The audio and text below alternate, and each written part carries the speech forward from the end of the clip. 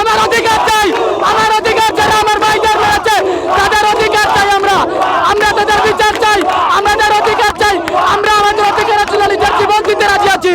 বিসমিল্লাহির রহমানির রহিমের এই র্যালি বলতে চাই যে মেদিনা কুটানি আন্দোলন হয়েছে, সেই আন্দোলনে হাজার হাজার শিক্ষার্থীরা আন্দোলন করেছে। সেখানে আমার আবু সাইদ ভাই রংপুরের তিনাকে মারা হয়েছে, পুলিশ সদরভাবে মারা হয়েছে। তাই জন্য আমরা প্রতিবাদ, যতক্ষণ পর্যন্ত আমার ভাইয়ের রক্ত সেই ক্যাম্পাস থেকে মিটবে না।